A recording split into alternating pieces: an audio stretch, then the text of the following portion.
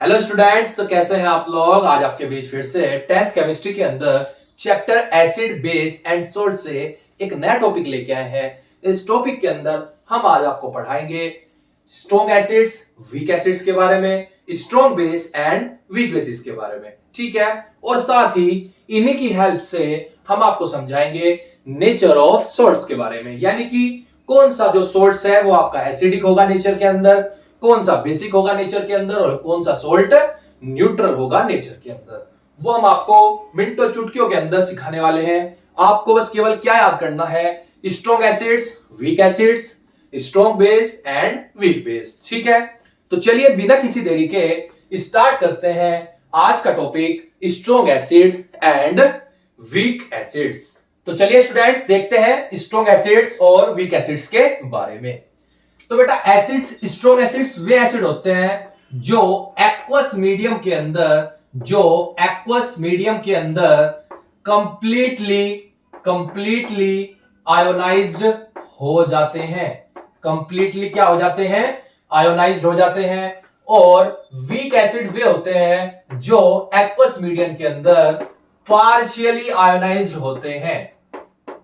अब ये बात समझाते हैं आपको, एक मिनट, इसका मतलब क्या हुआ। अभी हमने पढ़ा था कि जो एसिड्स होते हैं वे केमिकल सब्सटेंस होते हैं जो एक्वस मीडियम के अंदर H पॉजिटिव देते हैं, ठीक है। यानी एसिड जितने भी सब H पॉजिटिव तो दे रहे हैं, इसके अकॉर्डिंग टू किसके? आर्हेनियस, जो हमने आपको थ्योरी पढ़ाई थी 10th के अंदर जो थी। बट ये नहीं पता लग रहा था कि कौन सा एसिड स्ट्रॉन्ग है और कौन सा एसिड क्या है, वीक है। ये कैसे पता लगेगा? हमने आपको पीएच बताया था, उसके बारे में बताएंगे अभी यहां पर। तो वे एसिड जो कंप्लीटली आयोनाइज हो जाते हैं, इतना डाला एसिड कंप्लीट आयोनाइज हो गया, यानी कि टोटली H प्लस क्या कर दिया उधर से रिलीज कर दिए, तो वे एसिड्स क्या होंगे? Strong acids. और जहां पर पार्शियली यानी कि कम क्वांटिटी में H प्लस बनेंगे वहां पर उस एसिड को क्या बोलेंगे आप? वीक एसिड्स बोलेंगे, ठीक है। चलिए अब एक बात तो समझ में आती है कि जो स्ट्रॉन्ग एसिड होते हैं जब वहां पर H प्लस ज्यादा बन रहे थे तो वहां पर H प्लस आयन कंसंट्रेशन भी क्या होगी? ज्यादा होगी। और जहां पर पार्शियली आयनाइज हुआ एसिड H पॉजिटिव कम बने तो H प्लस आयन कंसंट्रेशन भी बेटा उधर क्या होगी? लो होगी, ठीक है। चलिए अब समझते हैं थर्ड पॉइंट। अब थर्ड पॉइंट ये कहता है कि जहां पर, जो हमने पीएच पढ़ाया था आपको, कि जहां पर H प्लस आयन कंसंट्रेशन ज्यादा होगी, चलिए दिखा, यहां पे देख लीजिए पहले, H ion concentration inversely proportional होती है पीएच के, यानी कि जहां पीएच लो होगा वहां H आयन कंसंट्रेशन क्या होगी? ज्यादा। और हमने आपको बताया था कि वही एसिड ज्यादा स्ट्रॉन्ग होता है जहां पर पीएच वैल्यू कम होती है। तो इसका मतलब जो स्ट्रॉन्ग एसिड्स होंगे वहां H आयन कंसंट्रेशन ज्यादा होगी और पीएच वैल्यू क्या होने वाली है? वहां पर लो होने वाली है, ठीक है। और जो स्ट्रॉन्ग वो वीक एसिड्स होंगे वहां पर पीएच वैल्यू क्या होगी बेटा? पीएच वैल्यू इंक्रीज होगी, यानी ज्यादा होगी। इतनी बात आपको समझ में आती है, ठीक है। अगर मैं आपसे पूछूं इसके अकॉर्डिंग कि एक का पीएच वैल्यू 5 है एसिड्स का और एक का 3 है, ये ए एसिड्स है और ये बी, तो आप बताओ स्ट्रॉन्ग एसिड्स कौन सा है? तो आप बिल्कुल बता दोगे कि जहां पर पीएच वैल्यू लो है वो एसिड आपका स्ट्रॉन्ग है और जहां पर पीएच वैल्यू ज्यादा है वहां पर आपका एसिड वीक है, ठीक है। Got it? इतनी बात समझ में आती है बच्चों। चलिए अब कुछ एग्जांपल्स देख लेते हैं, इनके बिना आपकी जो थ्योरी है वो बिल्कुल अधूरी है। ये एग्जांपल आपको जरूर याद होने चाहिए, आपके एग्जाम्स के लिए बहुत ज्यादा इंपॉर्टेंट है। और अगर एग्जांपल याद होंगे तो ही आप बता पाओगे नेचर ऑफ सोल्ट्स के बारे में, ठीक है। तो चलिए देखते हैं। सबसे पहले HCl, हाइड्रोक्लोरिक एसिड, ठीक है। H2SO4, सल्फ्यूरिक एसिड, ठीक है। HNO3, नाइट्रिक एसिड, ठीक है, नाइट्रिक एसिड, ठीक है बेटा। HI, हाइड्रोजन आयोडाइड एसिड यानी कि, ठीक है। और जैसे हाइड्रोक्लोरिक एसिड है ये हाइड्रो आयोडिक एसिड बोल सकते हैं इसको, ठीक है। और आपका HBr हो जाएगा इधर, ठीक है। और साथ साथ आपका हो जाएगा इधर HClO3, ये है आपका क्लोरिक एसिड, HClO4, ठीक है। आपका हाइड्रो परक्लोरिक एसिड, ठीक है बेटा, या जैसे परक्लोरिक एसिड भी बोल देते हैं, इसे क्लोरिक एसिड बोल देते हैं, क्योंकि यहाँ पर ये क्लोरेट आयन होता है ClO3 और ClO4 होता है परक्लोरेट आयन। तो ये एसिड्स आपके क्या हो गए, स्ट्रॉन्ग एसिड्स हो गए, यानी ये एसिड जो है बहुत ज्यादा स्ट्रॉन्ग है, कंप्लीट आयनाइज होंगे आपके किसके अंदर, एक्वस मीडियम के अंदर। पीएच वैल्यू क्या मिलने वाली है इनकी, लो मिलने वाली है। ठीक है, इसी तरीके से अगर इधर बात करूं वीक एसिड्स की, तो आपका फॉर्मिक एसिड जो एंटासिड होता है बेटा आपका, ठीक है, HCOOH फॉर्मिक एसिड होता है, एंटासिड होता है, और जो बिच्छू होता है उसके डंक में पाया जाता है। ठीक है, आपका विनेगर एसिड CH3COOH यानी एसिटिक एसिड, एथेनोइक एसिड, इसका यूनिवर्सल नेम मैथेनोइक एसिड। ठीक है, आपका H2CO3 कार्बोनिक एसिड, ठीक है, आपका HNO2 नाइट्रस एसिड, HCN, ठीक है, और ऑक्सैलिक एसिड H2C2O4, ठीक है, ऑक्सैलिक एसिड, और आपका और कोई है इधर, चलिए इतना ध्यान रखिए आप फिलहाल। ठीक है, एक्सेट्रा। तो इधर आपको पता होना चाहिए बेटा, ये आपके एग्जांपल जरूर याद होने चाहिए कि कौन एसिड स्ट्रॉन्ग होता है, कौन एसिड क्या होता है यहाँ पर वीक होता है। इतनी बात आपको समझ में आई, तो ये जरूर याद रखना कि ये स्ट्रॉन्ग एसिड्स होते हैं और ये वीक एसिड होते हैं। कंप्लीट आयनाइज होंगे strong acid, partially HN concentration ज्यादा होगी, HN कंसंट्रेशन कम होगी, पीएच वैल्यू कम होगी, पीएच वैल्यू ज्यादा होगी, और ये एग्जांपल्स है। ठीक है, इतनी बात आपको समझ में आती है। ठीक है, चलिए गाइस, अब इसके बाद, अब भैया इसके बाद हम क्या पढ़ेंगे, स्ट्रॉन्ग बेस के बारे में और वीक बेस के बारे में। चलिए इसे भी देख लेते हैं, ये एग्जांपल जरूर याद कर लेना भैया।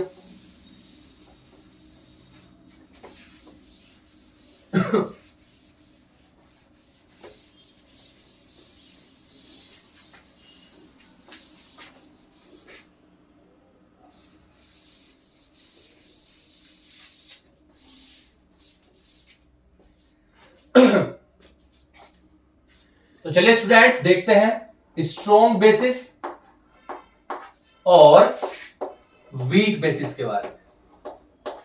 ठीक है, स्ट्रॉन्ग बेसिस और वीक बेसिस के बारे में। ठीक है, यानी स्ट्रॉन्ग बेस और वीक बेस पढ़ने हैं। तो बेस क्या होते हैं अकॉर्डिंग टू आर्हेनियस, वे केमिकल सब्सटेंस जो किसी एक्वस मीडियम के अंदर हाइड्रोक्साइड आयन यानी हाइड्रोक्सिल आयन OH- देते हैं, वे क्या होते हैं, आपके बेस होते हैं।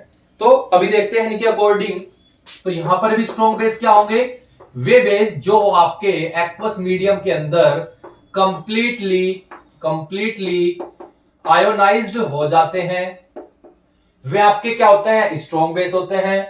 और जो आपके पार्शियली आयोनाइज होंगे, पार्शियली क्या होंगे, आयोनाइज्ड होते हैं, उन्हें आप क्या बोल देते हो, वीक बेस बोल देते हो। ठीक है, इसी तरीके से भाई हमने बताया कि जो कंप्लीटली आयनाइज होगा, जब वो कंप्लीटली आयनाइज हो रहा है तो OH कंसंट्रेशन क्या होगी, ज्यादा। क्यों, क्योंकि वहां पर ज्यादा क्वांटिटी में क्या बनेंगे, OH-।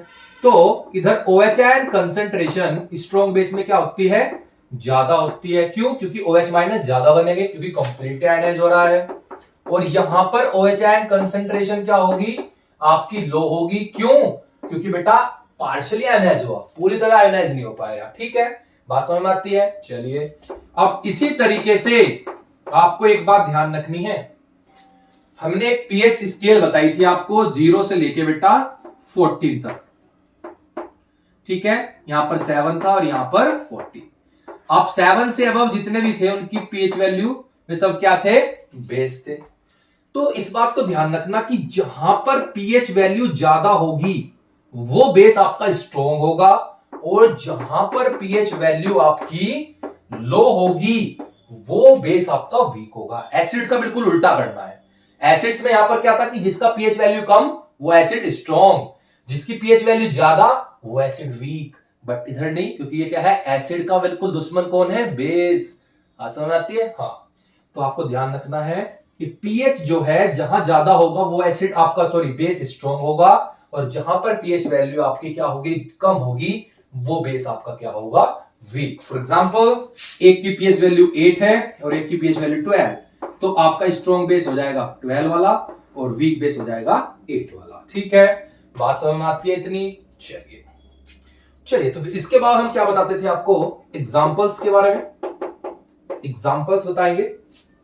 अब एग्जांपल में आपको स्ट्रॉन्ग बेस में देखना है तो NaOH sodium hydroxide caustic soda, KOH potassium hydroxide यानी कि आपका कास्टिक पोटास, ठीक है, कैल्शियम हाइड्रोक्साइड यानी कि स्लैक लाइम, ठीक है, आपका मैग्नीशियम हाइड्रोक्साइड, ठीक है, मिल्क ऑफ मैग्नीशिया बोलते हैं बेटा इसको, मैग्नीशियम हाइड्रोक्साइड का दूसरा नाम क्या है, मिल्क ऑफ मैग्नीशिया, ठीक है, आपका बेरियम हाइड्रोक्साइड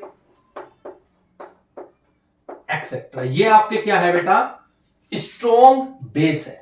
स्ट्रॉन्ग क्या है, बेस। जिनमें से NaOH और KOH बहुत ही कॉमनली यूज होने वाला बेस आपके केमिस्ट्री में, और साथ ही आपका CaOH का होल्टोइज, ठीक है, बात समझ में आती है। चलिए इसी तरीके से आप समझते हैं यहां पर वीक बेसिस के बारे में। तो वीक बेस के अंदर आपका एक आता है अमोनियम हाइड्रोक्साइड यानी कि NH4OH, ठीक है, आपका CuOH का होल्टोइज यानी कि आपका क्यूप्रिक हाइड्रोक्साइड, और एक आता है आपका आयरन हाइड्रोक्साइड यानी कि फेरिक हाइड्रोक्साइड, ये, और साथ ही आपका एक और आता है बेटा एल्यूमिनियम हाइड्रोक्साइड। ये जो है आपके वीक बेस होते हैं। समझ में आती है बात आपको? ये आपको क्या करना है, याद करने हैं। फिर से वही बात, कंप्लीट आयनाइज होंगे तो स्ट्रॉन्ग बेस, पार्शियली आयनाइज होंगे तो वीक बेस। OH कंसंट्रेशन ज्यादा तो स्ट्रॉन्ग बेस, OH कंसंट्रेशन कम तो वीक बेस। जहां पर pH वैल्यू ज्यादा वो स्ट्रॉन्ग बेस, और जहां पर pH वैल्यू कम वो वीक बेस। ये एग्जांपल्स आपको याद जरूर करने हैं, ठीक है, इनका आप स्क्रीनशॉट ले लीजिए, ठीक है। चलिए समझ में आती है बात?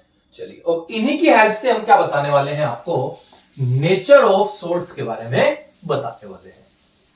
चलिए अभी देख लेते हैं नेचर ऑफ सोर्स। लेकिन अगर आपको नेचर ऑफ सोर्स के बारे में जानना है तो आपको ये एग्जांपल्स जरूर पता होने चाहिए कि कौन एसिड स्ट्रॉन्ग है और कौन एसिड बेटा क्या है, वीक है, कौन बेस आपका स्ट्रॉन्ग है और कौन बेस आपका वीक है। समझ में आती है बात? तो चलिए देखते हैं, इसके डालते हैं आपके बीच इधर नेचर ऑफ सॉल्ट्स। चलिए ठीक है, हमने स्केच लगा दी है। नेचर ऑफ सॉल्ट्स को पढ़ने से पहले कुछ टर्म्स याद होनी चाहिए। नंबर 1, अगर HN concentration is greater than OHN concentration, अब एक बात बताइए, H प्लस कौन देता था, एसिड्स, OH माइनस कौन देता था, बेस। अब H पॉजिटिव कंसंट्रेशन ज्यादा हो गई किससे, OH माइनस से। इसका मतलब एसिड भारी पड़ गया किस पर, बेस पर। तो इसका मतलब भारी कब पड़ेगा, जब एसिड स्ट्रॉन्ग होगा, यानी कि एसिड जीत गया और बेस क्या हो गया, हार गया। इसका मतलब एसिड यहां पर क्या होगा, स्ट्रॉन्ग, और बेस क्या होगा आपका, वीक। तभी तो HN कंसंट्रेशन क्या हो गई, ज्यादा हो गई किससे, OHN कंसंट्रेशन से। तो जब ऐसी कंडीशन आए तो सॉल्यूशन आपका किस तरह का हो जाता है, एसिडिक, ठीक है। और ये काम कब होगा, जब आपका स्ट्रॉन्ग एसिड, ऐसे का मतलब बेटा स्ट्रॉन्ग एसिड बन रहा हो और साथ में क्या बन रहा हो आपका, एंड वीक WB बन रहा हो। WB का मतलब होता है वीक बेस बन रहा हो, ठीक है। इसी तरीके से सेकंड, अगर अब ऐसा हो जाए कि बेस जीत जाए और एसिड्स क्या हो जाए, हार जाए। अगर OHN कंसंट्रेशन ज्यादा हो जाए सॉल्यूशन के अंदर H पॉजिटिव से, तो इसका मतलब यह है कि सॉल्यूशन कैसा होगा आपका, बेसिक होने वाला है।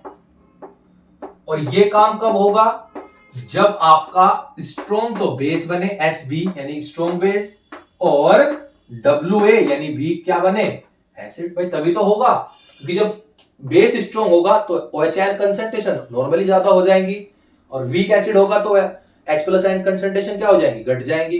तो सॉल्यूशन कैसा हो जाएगा आपका, बेसिक। यानी जो चीज स्ट्रॉन्ग है सॉल्यूशन उसका है, जिसकी लाठी उसकी भैंस, आपने पढ़ा है ना, जिसकी लाठी उसकी भैंस पढ़ा है, तो उसी के अकॉर्डिंग बात मैं कर रहा हूं कि जो स्ट्रॉन्ग सॉल्यूशन उसका भाई। आगे समय बात, अगर एसिड स्ट्रॉन्ग है तो सॉल्यूशन एसिडिक, बेस स्ट्रॉन्ग है तो सॉल्यूशन बेसिक। अगर दोनों चीज स्ट्रॉन्ग या दोनों चीज वीक, तो उस कंडीशन में सॉल्यूशन किसका होगा? किसी का भी नहीं। उस टाइम कंडीशन में सॉल्यूशन हो जाएगा बेटा न्यूट्रल। कैसा हो जाएगा आपका? न्यूट्रल हो जाएगा। समझ में आती है बात? चलिए थर्ड देख लीजिए। अब थर्ड में कंडीशन ऐसी बनी कि H प्लस आयन कंसेंट्रेशन और OH आयन कंसेंट्रेशन दोनों बराबर होगी, दोनों में से कोई नहीं जीता, तीसरा कोई ले गया भैया, तो सॉल्यूशन कैसा हो जाएगा आपका? सॉल्यूशन हो जाएगा देन न्यूट्रल। ठीक है, और ये काम तब होगा जब दोनों चीज स्ट्रॉन्ग एसिड हो और साथ में एंड स्ट्रॉन्ग बेस बन रहा हो, या वीक एसिड बन रहा हो साथ में, और साथ में ही क्या बन रहा हो आपका? वीक बेस बन रहा हो। यानी कि जब दोनों चीज ज्यादा स्ट्रॉन्ग हो या दोनों चीज क्या हो? वीक हो, तो आपका सॉल्यूशन कैसा होगा? न्यूट्रल होगा। बात समझ में आती है यहां पर इतनी? ठीक है, तो ये आपको बात क्या करनी है? ध्यान रखनी है। ठीक है गाइस, चलिए इतनी बात आपको समझ में आती है। चलो फिर अब हमें पता लगाना है नेचर ऑफ सोल्ट्स के बारे में। तो चलिए अभी समझ लेते हैं। नेचर ऑफ सोल्ट्स के बारे में भी पढ़ लेंगे, मिनटों चुटकियों का काम है भैया, सिखा देंगे। Don't worry because you are with Chemi भैया। ठीक है, चलिए आइए चल सीखते हैं। तो इसको सीखने से पहले हमने पढ़ी थी लास्ट टाइम एक वीडियो के अंदर रिएक्शन न्यूट्रलाइजेशन। न्यूट्रलाइजेशन क्या होता है कि जब एक एसिड एक बेस से रिएक्ट करता है तो आपका सोल्ट और वाटर बनता है। इस रिएक्शन को आप न्यूट्रलाइजेशन बोलते हो। ठीक है, तो यहां पर एक रिएक्शन पढ़ेंगे हम, हाइड्रोलाइसिस। जब भी हमें किसी सोल्ट के नेचर का पता करना हो कि वो एसिडिक होगा, बेसिक होगा या न्यूट्रल, तो उसके लिए एक रिएक्शन पढ़नी पड़ेगी हमें। क्या? हाइड्रोलाइसिस। अब हाइड्रोलाइसिस क्या होता है? Hydrolysis the reverse process of neutralisation.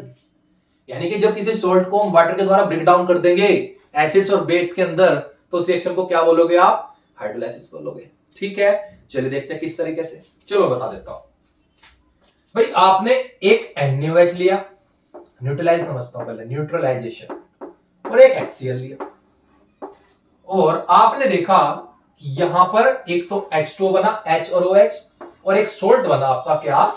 NaCl, H2। This reaction is called neutralisation. इस रिएक्शन को क्या बोल दिया आपने? न्यूट्रलाइजेशन। लेकिन इसके बिल्कुल अपोजिट जब आपने NaCl लिया, यहां पर उस सोल्ट को उठाया और इसका हाइड्रोलाइसिस कर दिया। हाइड्रोलाइसिस का मतलब इससे वाटर से रिएक्ट कराया। वाटर को लिख ले इस तरीके से HOH। तो यहां पर देखोगे आप क्या बन रहा है, एक तो HCl और एक क्या बनेगा आपका? NaOH। तो एक HCl बना और एक क्या बना? NaOH। तो ये रिएक्शन क्या है आपकी? हाइड्रोलाइसिस। ये रिएक्शन क्या होगी बेटा आपकी? हाइड्रोलाइसिस होगी। तो this reaction is a reversible reaction.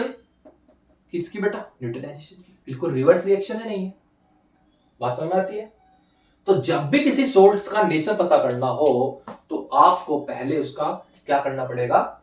Hydrolysis करना पड़ेगा, और उसके बाद हमें पता करना होगा कि हाइड्रोलाइसिस के बाद में जब एक सोल्ट कब बना? जब एसिड ने बेस के साथ रिएक्ट किया, ठीक है, और वाटर बना और सोल्ट बना। इसका मतलब अगर मैं दोबारा सोल्ट्स के अंदर वाटर मिला दूं तो दोबारा से एक हमारा एसिड बन जाएगा और एक क्या बन जाएगा? बेस बन जाएगा। ठीक है, अब यहां पर हमें अगर NaCl का नेचर पता करना है, ठीक है, तो आप देख रहे हो यहां पर एक तो HCl बना, जो कि एक क्या है? स्ट्रॉन्ग एसिड है, Sa है, और आप देख रहे हो यहां पर एक क्या बना? NaOH, जो कि एक क्या है? स्ट्रॉन्ग बेस है। यानी कि दोनों चीज क्या है? स्ट्रॉन्ग है। अब तो यहां लाठी किसी के पास भी नहीं है जो सब भैंस दे दे कहने का मतलब दोनों चीज ही क्या हो गई, स्ट्रोंग हो गई। और बताया था मैंने कि जब दोनों चीज स्ट्रोंग या दोनों चीज वीक तो सॉल्यूशन किसका, न्यूट्रल, किसी का नहीं होगा। समझ में आई बात। तो उस कंडीशन में भी कोई इधर क्या बन रहा है, strong acid and strong base का फॉर्मेशन करा किसने, आपके NaCl ने। तो then the solution is neutral. तो सॉल्यूशन कैसा होगा आपका, न्यूट्रल होगा। ठीक है, इतनी बात समझ में आती है। चलिए, तो ये बात किसकी हुई, NaCl की। चलिए इस तरीके से नेक्स्ट देखते हैं। नेक्स्ट देखते हैं आपका, तो NaCl का जो सॉल्यूशन होगा बेटा कैसा होगा, वो न्यूट्रल नेचर का होगा, ना तो एसिडिक होगा ना ही क्या होगा, बेसिक। समझ में आती है बात इतनी। चलिए और कोई सॉल्यूशन देखते हैं, जैसे वो सॉल्यूशन बोल रहा हूं, और कोई सोर्स देख लेते हैं इधर। जैसे फॉर एग्जांपल आपका सोडियम हाइड्रोजन कार्बोनेट, बोले तो आपका भैया बेकिंग सोडा, बेकिंग सोडा है। इसके नेचर पता करने के लिए आपको क्या करना होगा, NaHCO3, इसका हाइड्रोलाइसिस कर दीजिए आप, H2O से रिएक्शन कराइए। और H2O से रिएक्शन कराने पर आप क्या देखोगे, यहां पे एक तो H2CO3 बन रहा है, बन गया कोई बात नहीं, प्लस एक आपका बन रहा है NaOH, NaOH बना दिया हमने। तो ये काम तो हो गया, लेकिन अब यहां पर देखिए, अभी आपको बताया, देखो पता होना चाहिए भैया, अगर आपको ये नहीं पता कि कौन स्ट्रॉन्ग है कौन वीक है तो आपको पता नहीं लग पाएगा सोर्स के नेचर के बारे में। ठीक है, तो H2CO3 बेटा क्या है, एक H2CO3 है एक वीक एसिड यानी कि WA, और NaOH क्या है, एक स्ट्रॉन्ग बेस यानी Sb। अब क्या हुआ, कौन चीज स्ट्रॉन्ग है, बेस स्ट्रॉन्ग है और एसिड क्या है, वीक। तो अब लाठी किसके पास है, वहां पर एसिड्स के पास, ओ सॉरी बेस के पास, क्योंकि वो स्ट्रॉन्ग है। तो बेस किसको दे दे, बेस को दे देते हैं। ठीक है, क्यों, क्योंकि बेटा स्ट्रॉन्ग बेस है और वीक क्या है आपका, एसिड है। ठीक है, इतनी बात समझ में आती है। तो चलिए इस कंडीशन में, क्योंकि इसका हाइड्रोलाइसिस करने पर वीक एसिड और स्ट्रॉन्ग बेस बनता है, स्ट्रॉन्ग क्या बनता है, बेस बनता है। तो सॉल्यूशन उसका होगा जो चीज स्ट्रॉन्ग है, तो स्ट्रॉन्ग कौन है, बेस। तो सॉल्यूशन कैसे नेचर का होगा आपका, बेसिक नेचर का यहां पर होने वाला है। इतनी बात आपको समझ में आती है। चलिए कोई बात नहीं, नेक्स्ट देख लेते हैं। नेक्स्ट देखते हैं भैया, चलिए कोई बात नहीं, आ जाओ, चलिए कोई बात नहीं। चलिए नेक्स्ट है आपके पास कॉपर सल्फेट, CuSO4। अब CuSO4 है तो फिर से इसका हाइड्रोलाइसिस कर दीजिए। अब किस तरीके से थोड़ा सा देख लेते हैं, इक्वेशन बनाने में कभी आपको दिक्कत है हम सिखा देते हैं। सल्फेट जो होता है बेटा -2 चार्ज कैरी करता है, और इस पे कितना चार्ज होगा, कॉपर के पास +2, H के पास पॉजिटिव और OH के पास नेगेटिव, तो पता ही है। तो ये H पॉजिटिव किधर जाएगा, इस नेगेटिव के पास, और ये नेगेटिव वाला इस पॉजिटिव के पास। इतनी बात समझ में आती है आपको। तो Cu पे +2 है और OH पे -1 है, Cu पे +2 है और OH पे 1 है, तो OH इधर मल्टीप्लाई करेगा, 1 इधर, तो आपका फॉर्मूला बन गया CuOH का होल टू H। और ये बेस तो हमने पढ़ा था, ये तो बेस बन गया, पढ़ा था हमने। और इस तरीके से ही H पे आपका +1 चार्ज है और SO4 पे आपका -2, तो 2 इधर जाएगा ये और 1 इधर। ये फॉर्मूले बनाने आपको सिखाए थे हमने वीडियो के अंदर। तो क्या बना बेटा, H2SO4। ठीक है, इतनी बात समझ में आती है। ये इधर चला गया, ये इधर चला गया। अब हमें पता है बखूबी हम क्या जानते हैं, पहले तो बैलेंस भी कर सकते हैं। ये आपको काम ऐसे रफली करना है, लेकिन फिर भी आप बैलेंस कर लीजिए। देखो यहाँ पर H कितने हो रहे हैं, 2 ये हैं, 2 हैं, 4 हैं, तो आप 2 से इधर मल्टीप्लाई कर लीजिए, आपकी बैलेंस हो गई। तो हमने पढ़ा है कि ये क्यूप्रिक हाइड्रोक्साइड जो है आपका एक वीक बेस है, और H2SO4 the king of chemical is the strong acid. अब कौन स्ट्रॉन्ग बना, एसिड स्ट्रॉन्ग बना। तो बहस किसकी हुई, एसिड्स की, यानी कि विलियन यानी सॉल्यूशन किसका है, एसिड्स का। क्योंकि बेस क्या है आपका, वीक है।